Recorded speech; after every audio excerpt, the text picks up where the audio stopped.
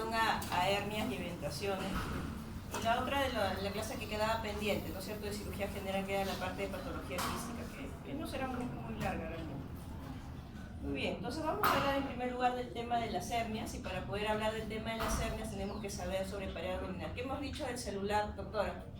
¿Qué hemos dicho del celular? A ti, sí, a ti. No tengo celular.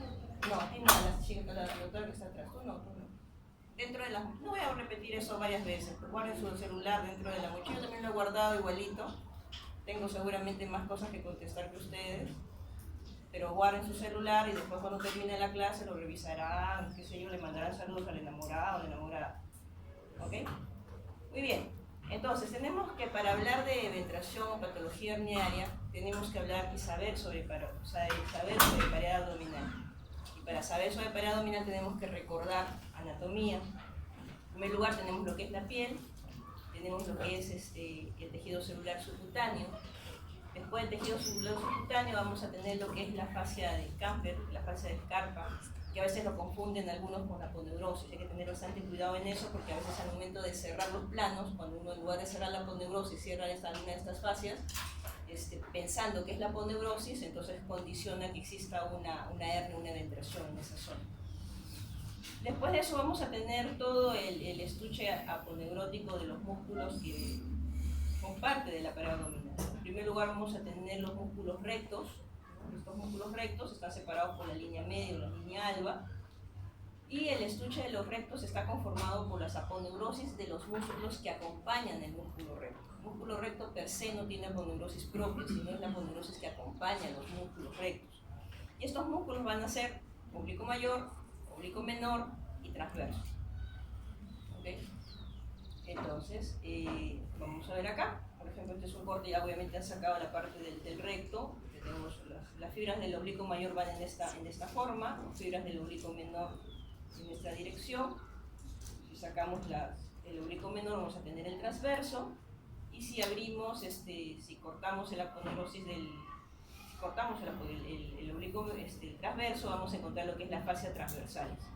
Y después de la fascia transversalis vamos a encontrar lo que es el peritoneo, ¿no? Y con esto los órganos intraabdominales. Pero en toda esta pared abdominal, la disposición de estas aponeurosis a veces van a variar dependiendo si está por encima o por debajo de la línea semilunar.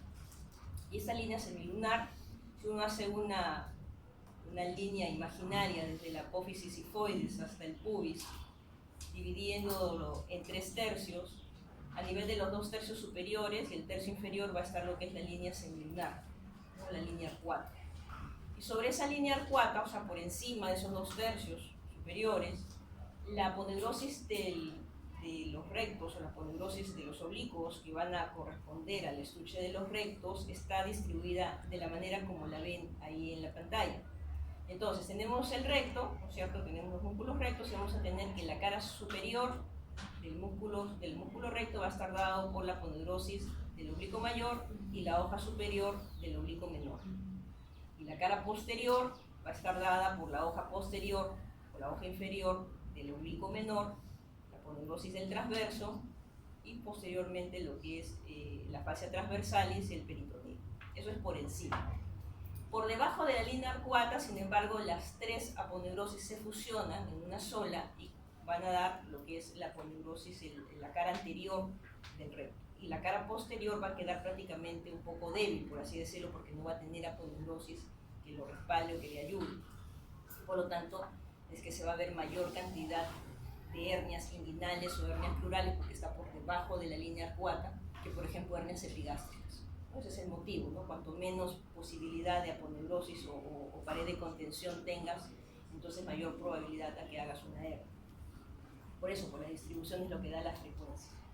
Bueno, y la hernia es la salida o protrusión parcial o total de alguna víscera o contenido epiploico, algún órgano intraabdominal por un orificio anatómico, ¿no? La gente nace con ese orificio, no se crea, no lo crea el hombre, no lo crea después de una cirugía, a diferencia de una hernia incisional o eventración, que sí es un orificio creado posterior a una cirugía, ¿no es cierto? O posterior de repente a algún trauma de repente. Bueno, las partes, esto es importante que lo conozcan, porque cuando uno describe una hernia en un reporte operatorio, cuando uno lee el reporte operatorio de un paciente operado de una hernia, se va a ver de que ustedes tienen que decir, ¿no? Saco herniario de tanto por tantos centímetros, y decir lo que contiene. Lo que contiene piplo, contiene intestino, la característica de ese intestino. Si el intestino está negro, si está viable, si hay peristaltismo, si está perforado, si hay peritonitis, si no lo hay, porque eso dependerá mucho de la corrección del mismo. Igualmente lo que vamos a tener que describir es el defecto herniario, o sea, cuánto es el anillo herniario, el anillo ventrógeno, de cuánto es, de 1 centímetro, de 2, de 3, ¿no? Para tener una idea más o menos en qué consiste esta hernia. Bueno, diferentes tipos de hernias, tenemos hernias umbilicales, epigástricas, hernias de Spiegel, que salen por la fase de Spiegel, como esta de acá, esta es una ventración, hernias inguinales, hernias plurales. La clasificación de las hernias igualmente, así como dependiendo del lugar, si es en la zona inguinal, será inguinal, si es en la zona plural, será plural, si es umbilical, será umbilical, también van a tener una clasificación de acuerdo a su condición. Y para eso se clasifican en reductibles, ¿no? Una hernia que paciente de 40 años, que de repente se nota la presencia de una tumoración en región inguinal derecha, que ha ido aumentando en el tiempo de tamaño y que de repente cuando se echa, se queda plana. Cuando se para, se hace la bolita. Cuando puja, se hace más bolita, ¿no? Entonces, pero se hace una bolita y después cuando o solito regresa a su sitio o mediante alguna maniobra manual se introduce nuevamente el contenido dentro de cavidad y no pasa nada. Eso es reductible. ¿Cuánto es irreductible o no reductible? Cuando sale la bolita y esa bolita se queda ahí y no hay forma de hacerla meter dentro de cavidad abdominal. Ni sola, ni con maniobra manual, está una bolita ahí grande de repente, con mucho olor, que no hay forma de introducirla dentro de cavidad abdominal y es la llamada no reductible. Y esas no reductibles se clasifican en dos, en encarcerada o en estrangulada, ¿no? Encarcerada es aquella que obviamente está metido el intestino, está metido el meso, está atascado, pero de repente ha pasado menos de 4 horas y por lo tanto no hay un sufrimiento intestinal evidente, ¿no? Un sufrimiento intestinal parcial de repente, ¿no? Entonces todavía es una asa viable, puedes hacer una maniobra de repente de reducir esa hernia, ponerla en cavidad y ese paciente va a caminar sin ningún problema. De repente reducirla con alguna terapia farmacológica previamente, ¿no? En aquellos pacientes que ya pasaron 4 o 6 horas, por ejemplo, ya el compromiso vascular es importante, ¿no? ¿Por qué? Porque se ha atascado el meso, el mismo intestino. Entonces, ¿qué pasa? Hay una isquemia en esa zona y por lo tanto después una necrosis del asa intestinal comprometida, ¿no? Y en ese caso ya no se limita la cirugía solamente a la corrección de la hernia, sino también a la corrección de la zona que está necrosada y por lo tanto tendría que haber una resección intestinal con o sin anastomosis, con o sin ostomía, dependiendo de las condiciones del paciente. Y de acuerdo a esa etiología, estas pueden ser congénitas, pueden ser aquellas que nacieron con la hernia, adquiridas, de repente por el tipo de trabajo, ¿no? Paciente que tiene 50 años y nació con su hernia, pero aparece después un bulto en la región inguinal derecha o izquierda en el transcurso de los años, de repente paciente que está trabajando en construcción, por ejemplo, ¿no? Tiene que cargar grandes cantidades de pesos y por lo tanto pues, la posibilidad de que estos pacientes se hernien es importante, ¿no? Y recidivada es cuando es una eventración, ¿no? Paciente operado de una hemicolectomía derecha y hace unos 5 años y después aparece nuevamente el paciente con un bulto en la zona de la cicatriz donde se le operó de la hemicolectomía derecha, eventración o hernia incisional. Los factores predisponentes para las hernias, fundamentalmente puede ser la herencia, bueno, un poco son hereditarios, la edad, la obesidad también, ¿no? La obesidad o desnutrición, todos los grados de malnutrición, desde la desnutrición hasta la obesidad, te puede condicionar a que esa pared abdominal esté muy laxa y por lo tanto pues, pueda haber mayor predisposición a hacer una hernia. El doctor que está de rojo al final, doctor, una consulta, sí, tú, en relación a la clase, si tienes un paciente, ¿en qué hospital estás haciendo tu práctica? Usted, señor, sí, el de rojo, el único de rojo que está ahí, porque no veo a nadie que se vista de rojo. ¿En dónde? En el Revaliati. A ver, doctor, usted está, supongamos, acá unos años, está haciendo su internado en el hospital Revaliati y le llega un paciente varón de 58 años, hipertenso, controlado con captopril, y te dice el paciente de que él siempre ha tenido un bultito en la región inguinal derecha, que iba, venía, por momentos se salía, por momentos no, pero bueno, que él estaba tranquilo con esa, le dijeron que era una hernia y él estaba tranquilo con esa hernia, ¿no? Y llegó hace más o menos aproximadamente, hace unas 6 horas de que se le ha hinchado ese bultito y por más que él se echa, lo trata de empujar, algo está que se ha quedado ahí, no hay forma de reducirlo por ninguna manera, está muy hinchado, hay bastante dolor en esa zona y hay un poco de náuseas, incluso ha vomitado una vez. Dime, ¿qué hacemos con ese paciente? Tumoración inguinal derecha, aparentemente que no cede a como debiera estar antes, no se pone blandito ni nada, más o menos unas 6 horas. ¿Qué hacemos con ese paciente?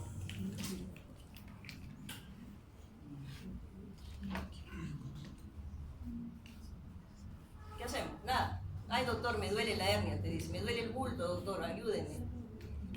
¿Qué es lo que tengo? No sabe. La doctora que está adelante tampoco sabe. La doctora que está al costado. Sí, tú. Nada. El doctor que está... Sí, dime. ¿Cómo? ¿Qué? No, dime diagnóstico. Dime diagnóstico y qué haces con ese paciente. ¿Ah? Una hernia encarcerada. Solamente eso. Y si es una hernia encarcerada, ¿por qué no la reduces? De repente le das una diazepam, una iosina y lo reduces. Para que el saco negro se meta nuevamente y el paciente vuelva a estar normal. Es estrangulado. Estrangulada es una cosa, yo dije encarcerada. Entonces hay que escuchar bien la clase, ¿ya? Porque si no vas a estar en la clase presente, o sea, sin crisis de ausencia, entonces cuando les llega un paciente, no van a poder saber solucionar el problema. ¿Ok? Como dicen sus compañeros que han estado atentos, sería una hernia estrangulada. ¿Por qué? Porque ya tiene 6 horas, ¿no es cierto? Tiene 6 horas, pues ya está con náuseas, está con vómito. Ese paciente es una hernia inguinal estrangulada y ese paciente tiene una programación quirúrgica de emergencia, ¿no es cierto? Muy bien. Tenemos entonces en los problemas herniarios, tenemos factores desencadenantes. Todo lo que aumente la presión intraabdominal, estreñimiento, tos, ascitis, levantar pesos, todo lo que aumente la presión intraabdominal va a ser un factor desencadenante de una hernia o de una eventración. Por eso acá hemos dicho un estreñimiento, problemas uretrales, prostáticos, ¿no? Pacientes varones, sobre todo ya después de los 50 años, ¿cómo se llama? A veces tienen esos problemas prostáticos y tienen que estar pujando por orinar. El hecho de pujar aumenta la presión intraabdominal, sale una hernia. Entonces, pregunto yo a alguien del salón, ¿qué pasa si llega un paciente varón de 58 años con un problema de próstata, ¿no? Tiene sintomatología de próstata, tiene una ecografía incluso con una hipertrofia de próstata grado 3 de repente, que por ahí algún urólogo le dijo que se tiene que operar y a la vez tiene una hernia inguinal? ¿Qué hacemos con ese paciente? ¿Le operamos primero de la próstata o de la hernia? ¿Quiénes dicen de la próstata? ¿Quiénes dicen de baja? ¿Quiénes dicen de la hernia? Los que dicen, él dice nomás. Valientes. De hecho así, después ha bajado su mano. ¿Por qué de la próstata primero? Porque es la causa, ¿no es cierto? Entonces tendríamos que operar primero la próstata y después la hernia. Y más allá de la que sea la causa, si usted lo hace al revés, es decir, opera primero la hernia y después de un tiempo espera la próstata, entonces ¿qué pasa? De que el paciente va a comenzar a seguir pujando. Y si va a comenzar a seguir jugando, lo que lo operaste de la hernia va a volver a recidivar, ¿no es cierto? Entonces ese es el motivo por el cual uno tiene, si tienes ambos diagnósticos, tienes que, o le das el tratamiento para la próstata, de repente también pudiera ser un tratamiento farmacológico, o corriges el tema de la próstata y después de la hernia. Doctora, ¿y si fuera una hernia sintomática, es una hernia ya estrangulada? En ese caso ya es el primero... No, pues hay una cosa, claro, o sea, si es un paciente que viene con una hernia estrangulada, como dijo su compañero, no vamos a operar, no, primero opérese de la próstata y después de eso, se muere el paciente. Entonces, hay casos de emergencia que sí tenemos que identificarlo diagnosticarlo y operarlo. O no operarlo, dependiendo del caso, ¿no es cierto? Pero hay pacientes en que de repente vienen electivos, ¿no es cierto? Vienen a consultorio de manera electiva y vienen con estos dos diagnósticos, ¿no? Entonces, esos pacientes sí podemos darle un chance en decidir qué cosa primero y qué cosa después. Lo que sí, el paciente, por ejemplo, tiene su problema de próstata y viene con su hernia estrangulada, lo operamos de la hernia estrangulada, tiene que hacer resección intestinal, seguramente, qué sé yo, y le aconsejamos al paciente que cuando ya se siente en condiciones de poder aguantar una nueva cirugía, que vaya al urólogo para que se pueda operar de la próstata, ¿no? Porque si no, por gusto, le hizo usted su cirugía de la hernia. Muy bien, entonces todo lo que aumente la presión intraabdominal, problemas pulmonares, asma, pacientes pacientes fumadores, ¿no? Pues es importante estos pacientes no solamente lo operaste en la hernia y te olvidaste, sino también igual, si fumador, decirle, oye, sabes, tienes que dejar el cigarro, oye, tienes que controlar el EPOC, oye, tienes que tomar tus inhaladores, ¿no? Entonces esas son las cosas necesarias. Muy bien, la hernia inguinal, bueno, obviamente va a producir por el anillo inguinal, y vamos a tener el conducto inguinal para poder saber dónde se origina la hernia y a la vez cómo poder reparar la hernia.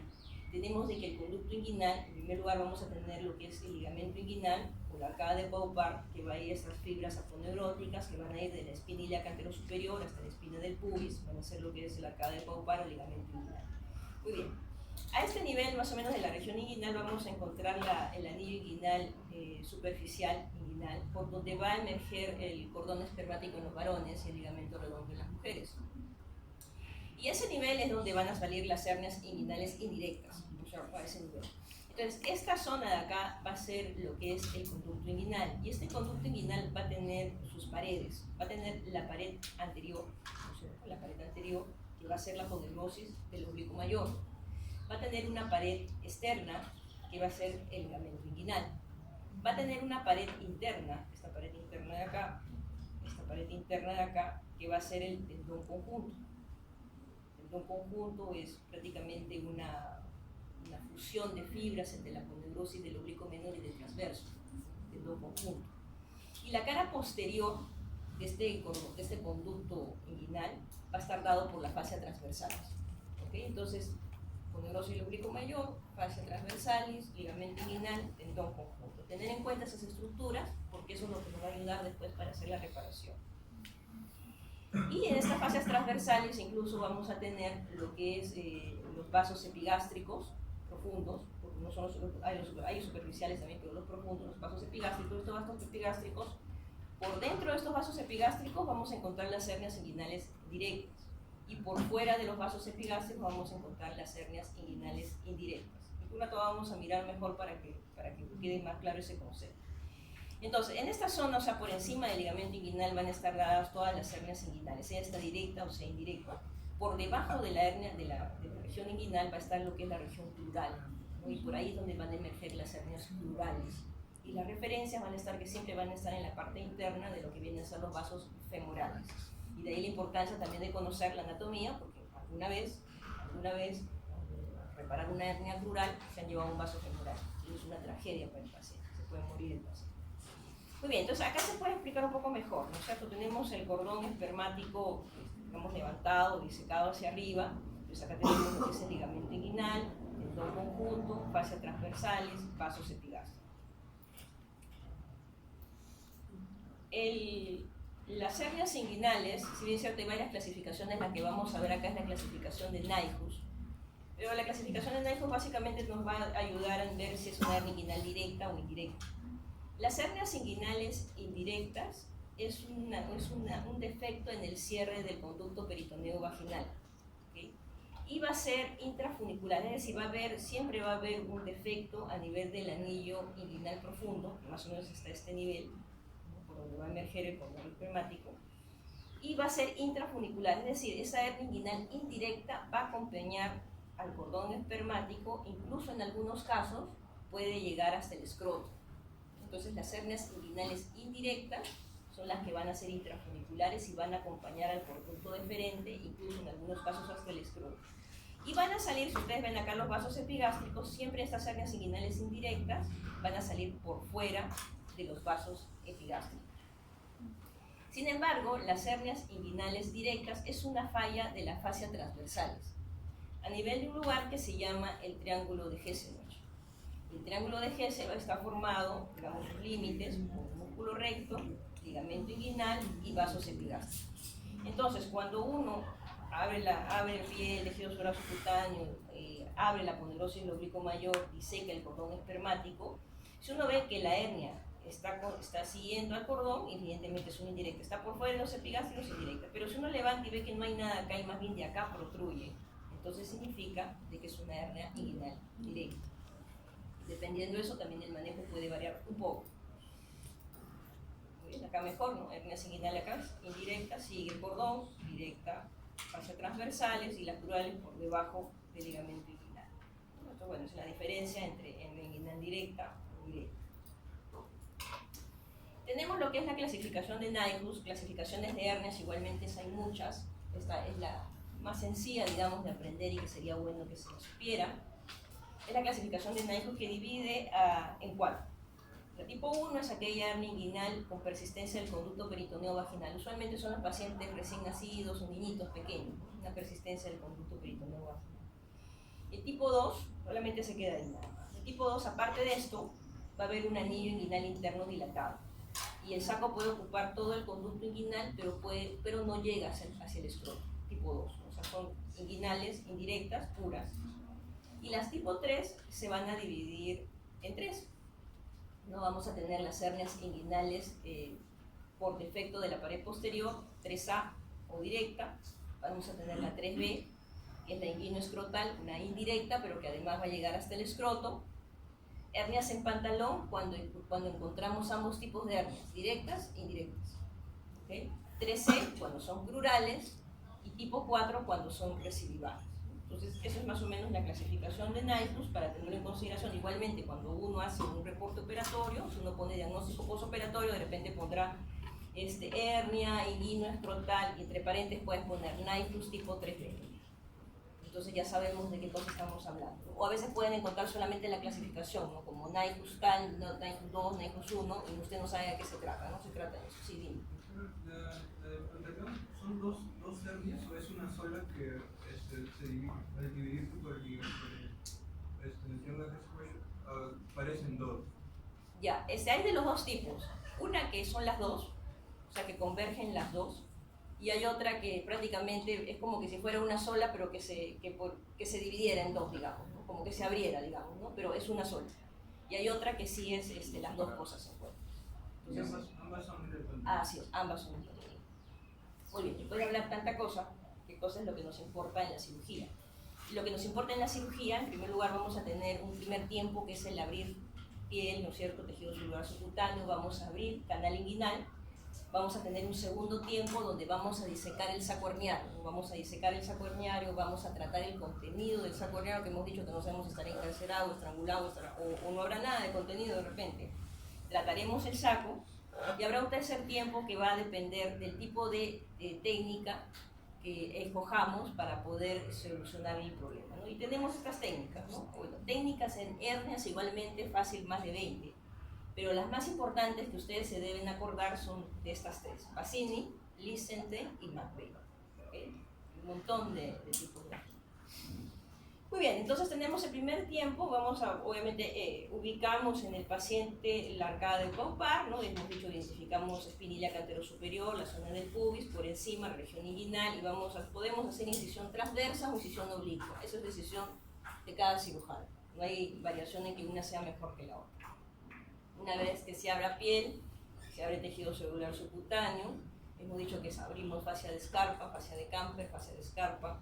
Algunos le dicen la fascia de escarpa, la fascia de los tontos, como hemos mencionado hace un momento, porque uno piensa que ya estás abriendo la aponeurosis y no la estás abriendo. O piensas que ya la estás cerrando y no la estás cerrando, y puedes producir un problema de ventración en el paciente. Hay que tener bastante cuidado en identificarlos. Y una vez que ya cortaste eso, vamos a encontrarnos con las fibras de la aponeurosis del oblicuo mayor, y vamos a tener que buscar, no lo vamos a encontrar, vamos a tener que buscar el anillo inguinal superficial, por donde emerge, dijimos, el conducto espermático. Importante reconocer de que a veces hay algunos nervios. Por ejemplo, a veces nos encontramos en este anillo inguinal superficial, nos podemos encontrar con el nervio inguinal menor. Tener cuidado de no cortarlo, de no lesionarlo, de no quemarlo, porque si hacemos alguna de estas cosas, hacemos que el paciente tenga una neuralgia de esa parte de por vida, muchas veces, de manera crónica. Entonces, el paciente le curas de la hernia, pero le produjiste una enfermedad mayor, que es una neuralgia, una neuropatía importante, ¿no? Hay pacientes que tienen que incluso caminar con su bomba de morfina a veces, ¿no? Muy triste ver esos tipos de pacientes. Muy bien, entonces, bueno, abrimos la aponeurosis del oblicuo mayor, como hemos visto, entre pinzas, cortamos la aponeurosis del oblicuo mayor, comenzamos a disecar buscando el ligamento inguinal, y dijimos en la zona externa. En la zona interna buscaremos el tendón conjunto, vamos disecándolo, y disecamos igualmente el cordón espermático, y buscamos el saco herniano. Comenzamos a buscar dónde está el saco y dónde está la zona. Como en este caso es un saco herniario indirecto, por lo tanto va a estar en la cara. Usualmente como lo encontramos en la cara anteroexterna, a veces anterointerna del cordón espermático, lo buscamos y comenzamos a disecar no solamente el conducto, que lo liberamos y le ponemos una cintilla, sino igualmente comenzamos a buscar el saco y lo comenzamos a ir disecando, ¿no? De qué tamaño es. A veces se ven chiquitos, a veces terminan siendo bastante grandes. Se va disecando de tal forma que encontramos, este es el cordón y este es el saco.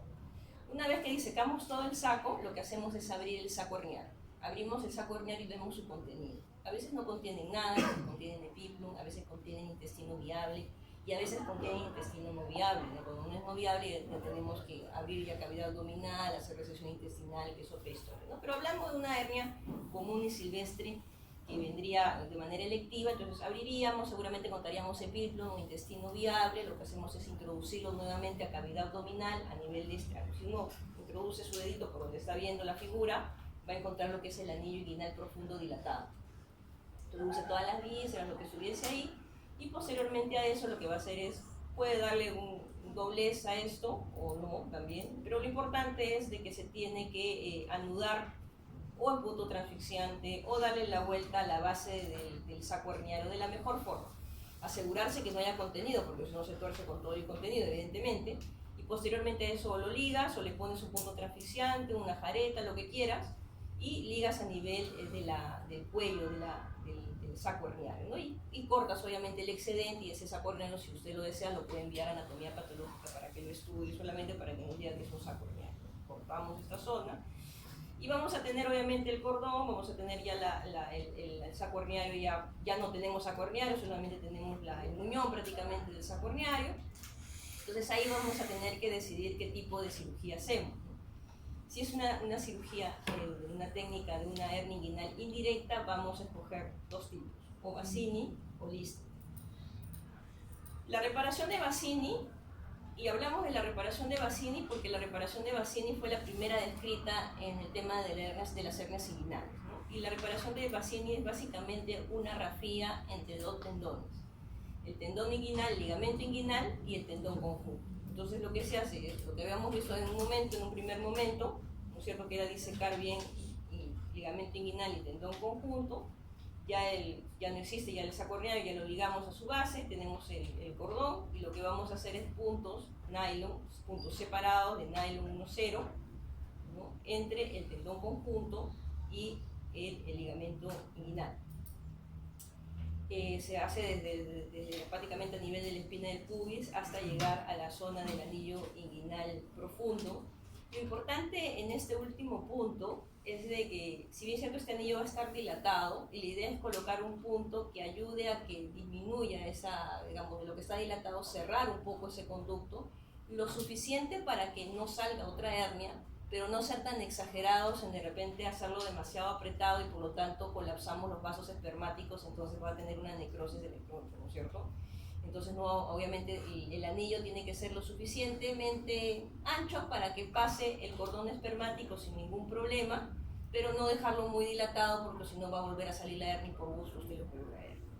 Entonces, en eso consiste la técnica de Bassini. Básicamente es una rafía. Posteriormente se coloca nuevamente el cordón espermático en su sitio, o el ligamento redón de la mujer, y después se hace una rafía de la aponeurrosis del oblicuo mayor con Vicryl o PDS 1-0, y después la piel. Pero existe otro tipo también de reparación, ¿no? Hemos hablado de rafía, como es Bassini, pero tenemos una reparación de hernia que es mucho mejor, que es la reparación de Lichtenstein, que es cuando se utiliza material protésico, ¿no? Cuando hablamos de material protésico hablamos de malla, y la malla que más usamos es de polipropileno, que es material no absorbible. Y lo importante y lo bueno de las reparaciones de Lichtenstein o reparaciones con malla es que ayuda a que no exista una tensión, ¿no? Porque cuando uno junta los dos ligamentos, de alguna manera tensa y de alguna manera hay una presión fuerte, ¿no? Entonces, ¿qué pasa? Que a veces en esa presión, a veces comienzan, si los tejidos no son buenos, a veces se rasgan, ¿no? Y condicionan nuevamente a salida de otra hernia. En el caso de la malla, lo que va a hacer es no hacerlo a tensión. ¿Por qué? Porque en el mismo escenario, ¿no?, tenemos la fascia transversalis abajo, ligamento inguinal, tendón conjunto, colocamos la malla. Colocamos la malla sin tensión y lo fijamos al tendón conjunto y al ligamento inguinal. Le hacemos como una especie de bufandita al cordón para que no tenga ningún problema. Hacemos de que el anillo no disminuimos obviamente el diámetro del anillo que esté dilatado, lo suficiente obviamente para que pueda pasar y emerger el cordón sin ningún problema, y va a quedar de esta manera. Entonces de esta forma, de alguna forma esta malla lo que va a hacer es producir una inflamación, y con esto va a aumentar la fibrosis en esa zona, y por lo tanto la posibilidad de que vuelva a herniarse va a ser como porque hay como una pared de contención, por así decirlo.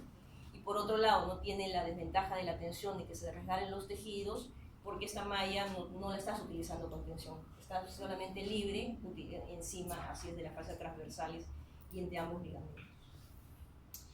La técnica de McVeigh va a estar dada fundamentalmente para hernias inguinales directas. Entonces, hace un momento hablamos de las indirectas, ¿no es cierto? Ahora, la directa, dijimos que era un defecto de la fascia transversal, a nivel del triángulo de Hessel, dijimos que estamos el cordón acá, y con el cordón no tiene nada que hacer la hernia, tenemos un saco herniario en la fascia transversal.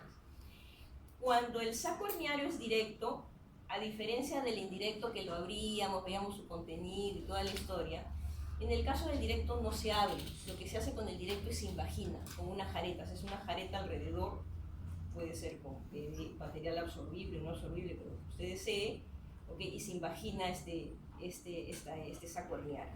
¿Por qué no se abre? Porque usualmente está a veces muy ligado o muy pegado a lo que es la vejiga. Entonces, por el afán de abrir el saco herniario, a veces te abre la vejiga. O a veces está muy pegado también a los genitales internos en la mujer, por ejemplo. Entonces podías conducir a alguna lesión, algún problema en esta zona. Entonces, por ese motivo no lo abres. Lo que haces es invaginar. Una vez que lo imaginas, posteriormente a eso haces lo que es la técnica de McVeigh. La técnica de McVeigh consiste en juntar el ligamento de Cooper, que es un ligamento más posterior al ligamento inguinal, con el tendón conjunto. ¿Okay? Entonces, técnica de McVeigh que se utiliza para hernias inguinales directas. Para indirectas, hablamos que era la de Basile. En relación a la Lichtenstein puede hacerse para hernias inguinales directas o indirectas, cualquiera de las dos, no hay ningún problema.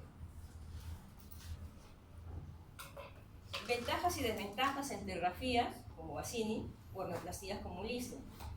Que las herniografías tienen la desventaja de hacer recurrencia, 5 a 20% de recurrencia. Sin embargo, las hernioplastías de Bassini, de Lichtenstein, menos del 2%, incluso se describe.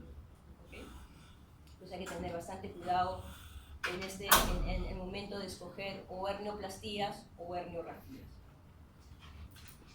Igualmente, lo más recomendable hoy es hacer hernioplastías que herniografías. Hablemos algo de lo que es hernioplastia laparoscópica, porque hoy casi hacemos más laparoscopía que cirugía abierta. Son una generación. A ver, los doctores que han llegado recién, guarden silencio, por favor. ¿Ok? Muchas gracias. Muy bien. Entonces, en hernioplastías laparoscópicas van a haber dos tipos de técnicas. Para que lo sepan, porque seguramente verán, ¿alguien ha visto una hernia laparoscópica? ¿Alguien? Seguro lo verán quienes vayan a revaliar. Pero bueno, en las hernias laparoscópicas van a ver a veces en los reportes operatorios dos siglas, TEP y TAP. ¿Okay?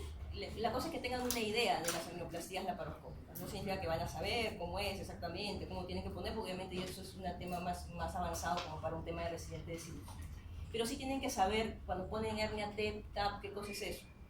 Entonces, cuando vean hernioplastia inguinal laparoscópica técnica TEP, se refieren a una reparación extraperitoneal. Técnica extraperitoneal es lo que significa sus abreviaturas. Y la TAP es una reparación preperitoneal transabdominal. ¿Ok? En las hernias laparoscópicas, a diferencia que hace un momento hemos mencionado de una incisión oblicua o una incisión transversa en la región inguinal, en el caso de las laparoscópicas vamos a tener un trocar de 10 milímetros en el ombligo y otros pequeños de 5 milímetros, más o menos esa misma altura del ombligo, pero línea media clavicular. ¿Okay? Eso es lo que vamos a ver. Y supongamos que si la hernia fuera derecha, el cirujano va a estar en el lado izquierdo y el monitor en los pies del paciente. Si la hernia es del lado contralateral izquierdo, el cirujano estará hacia el otro lado. ¿Okay? Más o menos para que se guíen. Cuando hablo de técnica extraperitoneal, me refiero a que todos han visto una colestectomía laparoscópica, ¿cierto?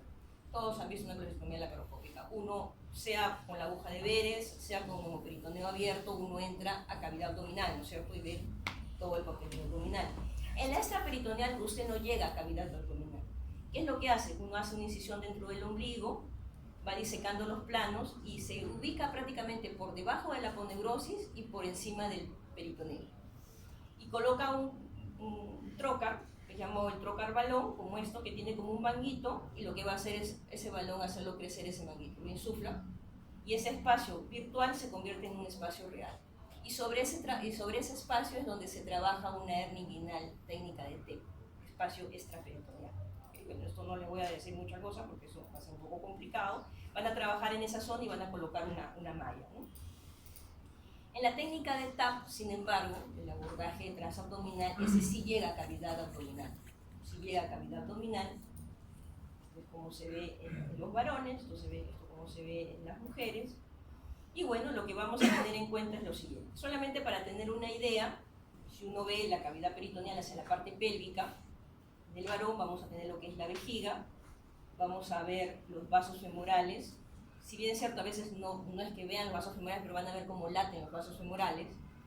Y si ustedes ponen atención a estos vasos femorales, van a ver que en el varón va a estar hasta esa zona lo que viene a ser el cordón espermático, con los vasos espermáticos por un lado y el cordón espermático por el otro lado. Y en ese triángulo que forman, por dentro van a estar los vasos femorales. Triángulo de Dohm o triángulo de la muerte. Hay que tener cuidado en el momento de disecar esa zona. ¿Por qué? Porque pudiera sangrar. Y por encima vamos a encontrar los vasos epigástricos que hace un momento comentamos, ¿no? Por dentro, por fuera, como era. Igualmente, acá si vemos los vasos epigástricos, si vemos una hernia, estos vasos epigástricos estamos acá, tenemos una hernia por dentro de los vasos epigástricos, hernia inguinal directa. Si estamos por fuera de los vasos epigástricos, hernia inguinal indirecta. Entonces igual, si vemos esos orificios, vamos a identificar qué tipo de hernia es. Y si es por debajo de esta zona, va a ser una hernia plural. Tener en cuenta, como hemos mencionado hace un momento, el triángulo de Dohm o triángulo de la muerte, que hay que tener cuidado donde están los vasos femorales, ahí no hay que poner ninguna grapa, ningún punto, nada. Y igualmente hacia la parte externa también se va a formar un triángulo que es el triángulo del dolor. Hacia esa zona varios filetes nerviosos van a pasar, así que hay que tener mucho cuidado.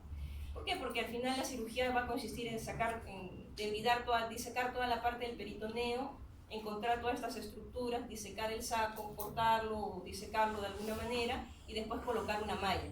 Y esta malla se va a fijar con algo que se llama tacker. Y tacker son como una especie de chinchecitos, por así decirlo, o tornillitos que uno con una pistola lo va colocando, ¿no? Alrededor de toda la malla. Pero los tackers se colocan solamente por encima del ligamento inguinal.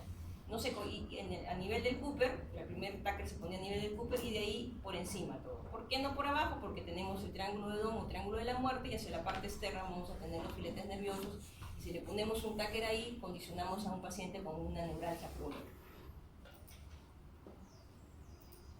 ¿Cuáles son las indicaciones? Si bien es cierto, en sí la técnica quirúrgica sí de cirugía abierta podemos preguntarle, y es importante que ustedes lo sepan, la técnica per se de la cirugía laparoscópica en hernia no es necesario, sí que sepan cuanto menos en qué consiste, cuáles son las regiones, lo que hemos comentado hace un momento, pero sí debemos saber cuándo se indica una hernioplastia laparoscópica, eso sí tienen que saber ustedes.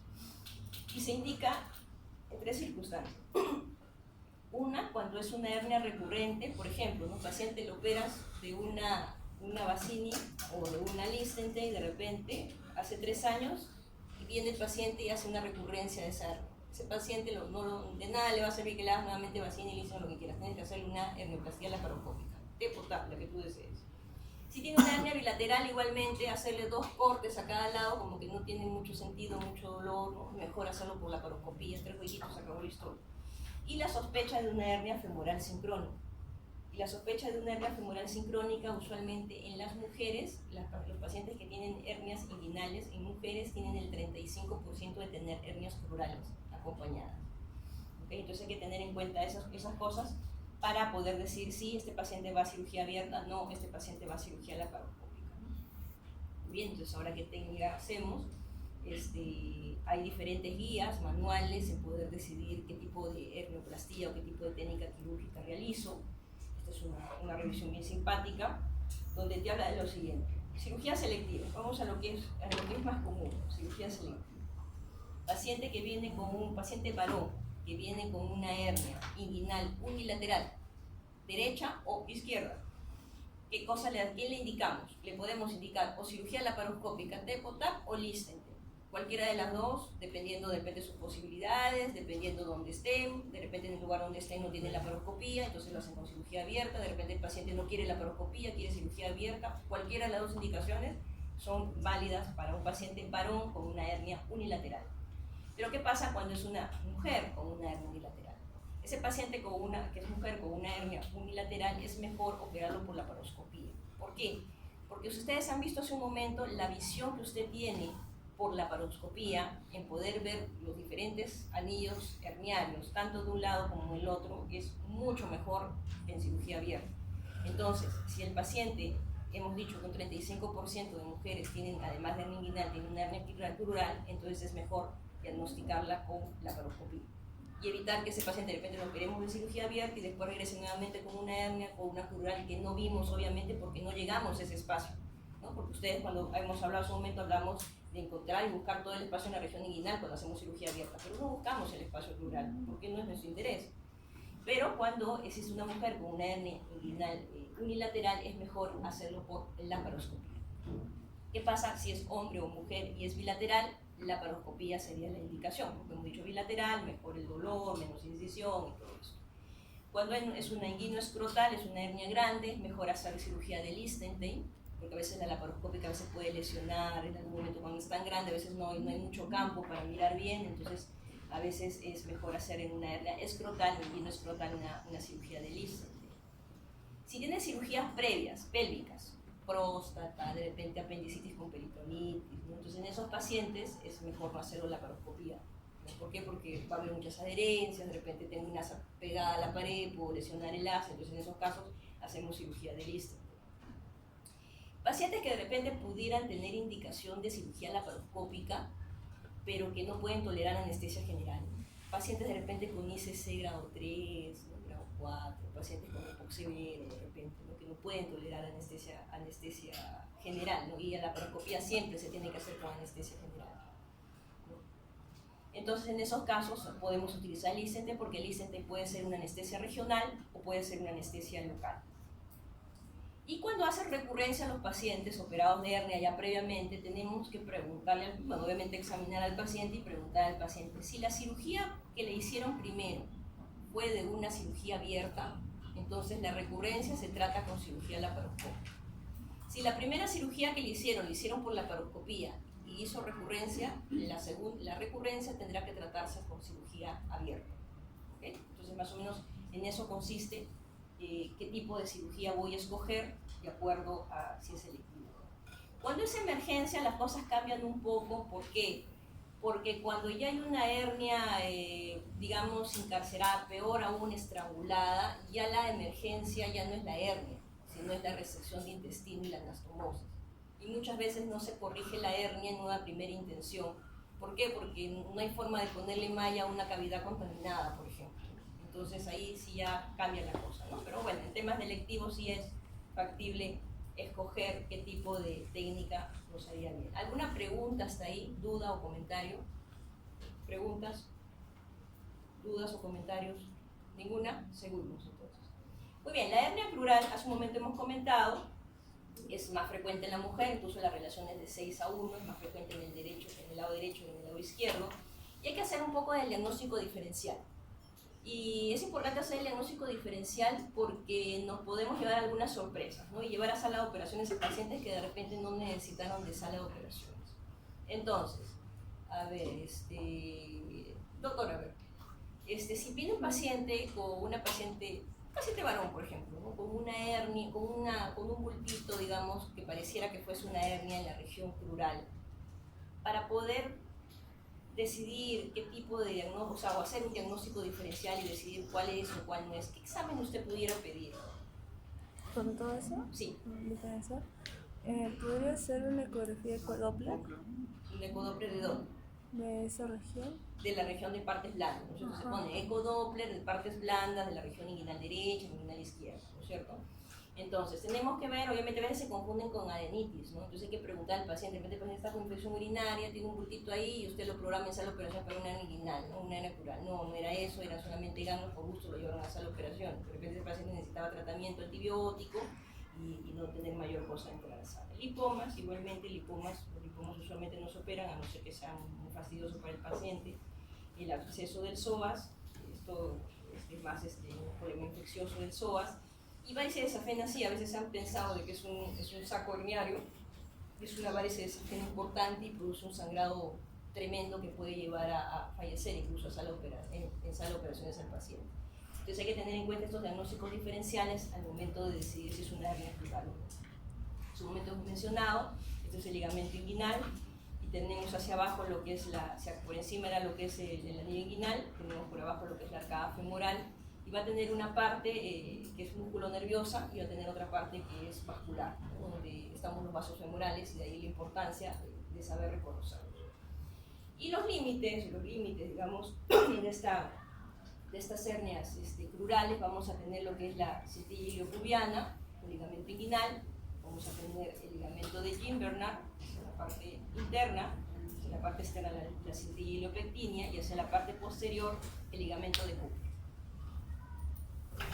Vemos que están los vasos femorales y más o menos a este nivel, siempre los vasos femorales van a estar usualmente hacia la parte externa y en esta parte es donde vamos a encontrar el sacro crural, ¿no? La importancia también igualmente de disecar correctamente, uno diseca mucho acá, nos haga anatomía, se lleva la femoral y se desangra el paciente, se muere el paciente.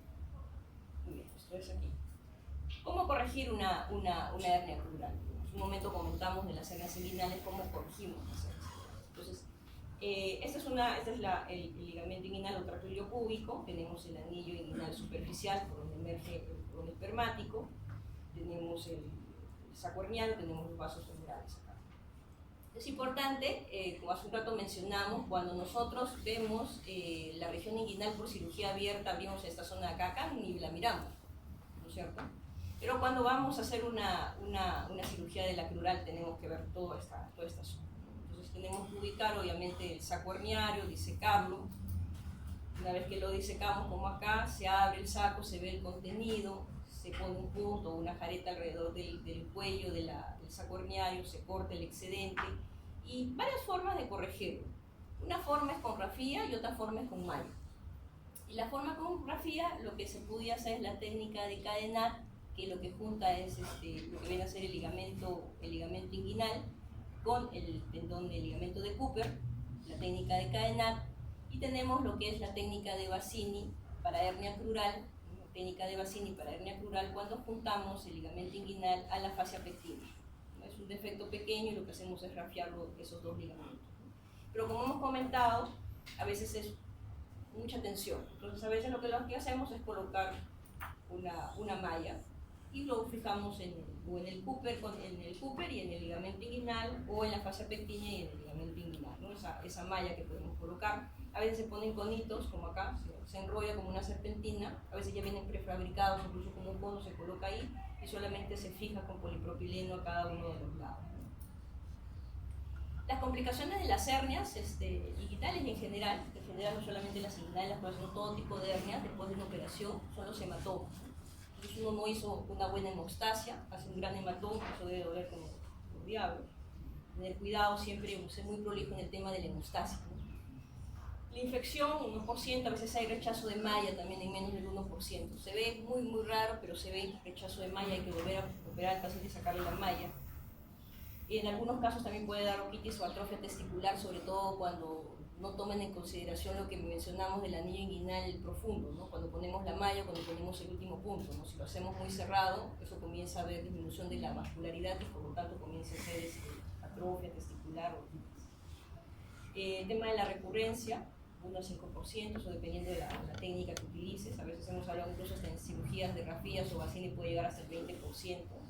Y el dolor crónico hemos comentado cuando uno conoce la irrigación y inervación. Uno pone un táquer en la zona del triángulo del dolor por la paroscopía, dolor crónico. En un momento de abrir de repente la poneurosis del oblicuo mayor y disecar el cordón espermático, nos llevamos el nervio inguinal, igualmente producimos un dolor crónico, ¿no? Entonces hay que tener en cuenta y saber mucho la anatomía de esa zona. Las hernias umbilicales, bueno, es en el ombligo, no hay mucha ciencia en eso. haciéndose un corte, el nivel de la piel. La verdad que este corte es lo que se ve en el libro. Usualmente yo prefiero una incisión transumbilical para que después no se vea. Si es una incisión transumbilical, la incisión queda adentro, la cicatriz queda adentro y nadie la ve. Si uno la pone así, la va a ver todo el mundo. Un tema estético, ¿no? Bueno, se abre y lo que se va a hacer es, igualmente, siempre va a haber lo que es la disección del saco herniario, la apertura del saco herniario. En el único que no va a haber apertura del saco herniario dijimos que es en las hernias inguinales directas, ¿no es cierto? Pero en el resto de hernias todas se abren los sacos herniarios, sean umbilicales, sean espigues, sean indirectas. Todas se abren el saco herniario, se ve el contenido, se reseca el saco herniario previamente con una ligadura o un punto asfixiante o una jareta en su base. Y posteriormente podemos hacer una rafía con material no absorbible, la poneurosis. Acá se fija el ombligo para que no quede feo. Una rafía simple, como lo que hemos visto hace un momento, puntos simples, ¿no? Entre la poneurosis misma a nivel umbilical. Podemos hacer lo que es la técnica de Mayo, ¿no? Que la técnica de Mayo va a consistir en prácticamente imbrincar la poneurosis de esta zona, que también se utiliza para eventraciones. Lo que se hace es imbrincar una fascia sobre otra y se utilizan puntos en U. Puntos en U como los que hemos hecho en los conejitos, puntos en U, material siempre no absorbible, usualmente nylon 1-0. Y posteriormente podemos, en esa tapa, digamos, que ponemos encima, lo que hacemos, podemos hacer un surriet, ¿no? Doble sutura. La otra opción es colocar una malla, y la malla se puede poner por encima de la poneurosis o por debajo de la poneurosis. Igual se cumple para hernias umbilicales como para eventraciones. Hernias incisionales, tenemos hernias incisionales tan feas como esta, ¿no? Tiene también una clasificación igualmente de acuerdo al tamaño, de acuerdo a la recurrencia, ¿no? A veces hay hernias, primera recurrencia, ¿no? Segunda recurrencia, tercera recurrencia, ¿no? Poner dónde está, ¿no? Y de repente es una eventración del flanco derecho, incisión previa de coche, por así decirlo, ¿no? Entonces siempre hay que identificar. A veces esta clasificación es bastante buena, la del Chevret modificado, porque nos dice, de acuerdo a su localización, más o menos dónde está la eventración, ¿no? Si es de una incisión mediana, supra, infraumbilical, si es la primera recidiva, la segunda. Tenemos que colocar también el tamaño de la eventración. Los factores para desarrollar una hernia incisional, hay que tener en cuenta la técnica quirúrgica, ¿no? Hay que siempre utilizar materiales no absorbibles cuando cerramos aponeurosis. Cuando existen hernias incisionales es porque a veces utilizamos materiales absorbibles de duración muy rápida de absorción, como cadus crómico, por ejemplo. El cadus crómico, si tú cierras aponeurosis con cadus crómico, seguro tendrás una eventración en un tiempo. Lo otro que hay que cuidar es la infección del herido operatorio. Cuando hay infección en el sitio quirúrgico superficial, se duplica el riesgo de hacer una hernia incisional. Entonces hay que tener en cuenta eso, ¿no? Los pasos de la cirugía, colocar bien independientemente de la cirugía que sea apéndice, vesícula, estómago, lo que fuese, proteger bien las paredes abdominales para que no haya infección, profilaxis antibiótica, buena sepsia, antisepsia, tanto de las manos del cirujano como del campo operatorio. Las características del paciente, ¿no? Igualmente, la actividad oficio del paciente es importantísima, ¿no? Hay que tener en consideración, no es lo mismo cualquiera de un paciente, digamos, que trabaja en una oficina que aquel paciente que trabaja de repente de obrero en una minera, de repente, ¿no? Donde se tiene que cargar peso y todo. Entonces, de repente, esos pacientes tendremos que darle algún certificado de repente para que lleve a servicio social a su trabajo, para que durante cuanto menos unos 3-6 meses después de una cirugía, pues no hagan peso, no carguen pesos y después, bueno, ya puedan hacerlo, ¿no? Para que no conlleve una hernia incisional temprana. Y tener en cuenta las patologías concomitantes, ¿no? Que es lo mismo que comentamos en las hernias, ¿no? Problemas de próstata, problemas pulmonares. Recomendar, obviamente, pues, de que esto se mejore o se maneje previamente antes de la cirugía. Pacientes con cirrosis igualmente, ¿no? Igualmente tenemos que tratar de que esos pacientes cirróticos van a hacer ascitis con cierta frecuencia. Entonces, si lo operamos de una hernia, una eventración, seguramente volverá a salir. Entonces, lo que hay que hacer es que esos pacientes sean aconsejables de que vaya a hacer evaluación por gastroenterología, que tome su medicación, todo ello. El tratamiento para las eventraciones igualmente como para las hernias, sutura poneurótica simple, prótesis con malla o prótesis con malla con cirugía abierta o con cirugía laparoscópica. Tenemos una eventración, por ejemplo, este es un saco herniario, lo que hacemos es disecar todo el saco, abrimos el saco herniario, vemos el contenido, colocamos adentro el saco herniario, cerramos el peritoneo. Y podemos, después de cerrar el peritoneo, cerrar lo que es la poneurosis. La poneurosis, como hemos visto hace un momento, pueden ser puntos simples o pueden ser mediante técnica de Mayo, que hace un momento hemos comentado, que es imbrincar los tejidos. Podemos utilizar una reparación con malla subaponeurótica. Cerramos el peritoneo y comenzamos a disecar el espacio entre el peritoneo y la aponeurosis, con la intención de colocar una malla. Entonces, se diseca la zona entre la aponeurosis y el peritoneo, con la intención de se coloca una malla, acá se coloca una malla por debajo de la aponeurosis, por encima del peritoneo, y se fija esta malla que está abajo, se fija a la aponeurosis. No es necesario hacer tantos puntos, pudieran ser 4 puntos según puntos cardinales, ¿no? O podrían hacerse de repente 3 puntos arriba, 1 acá, 1 en el centro y 3 puntos abajo, ¿no? Con la intención de que esa malla no se mueva y por lo tanto va a quedar bastante bien, ¿no? Puede ser la malla subaponeurótica, puede ser la malla supraponeurótica, como en este caso que colocan la malla sobre la aponeurosis, cualquiera de las dos opciones.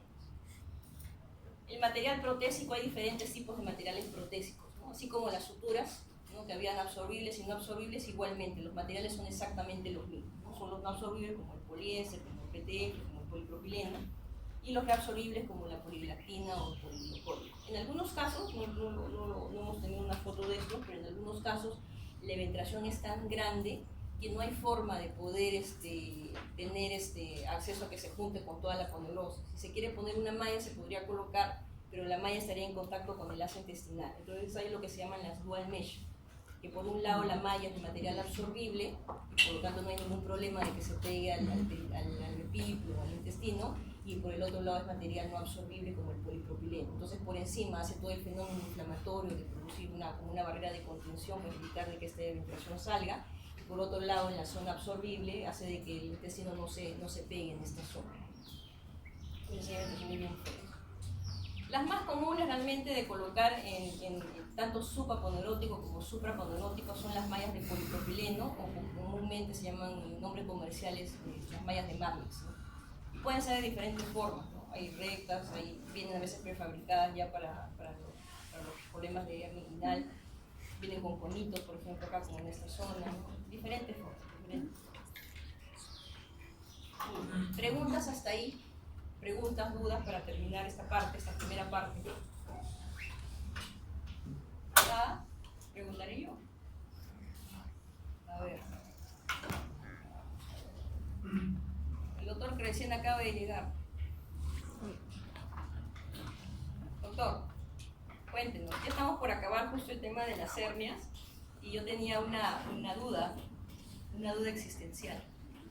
Si tiene un paciente, mujer, con una hernia inguinal derecha, ¿qué tipo de técnica quirúrgica de reparación de hernia le plantearía?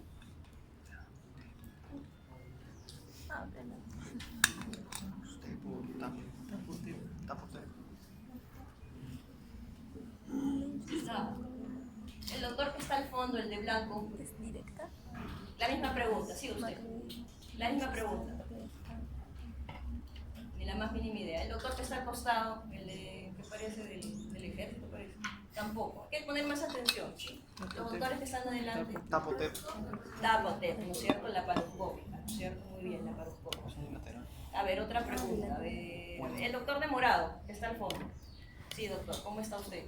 No, ¿qué tal? Dígame, ¿qué pasa si viene un paciente, viene su compañero que está al costado por allá, y acá en unos 20 años viene con una hernia inguinoescrotal grande? Esperemos que no lo tenga, ¿no? Pero supongamos.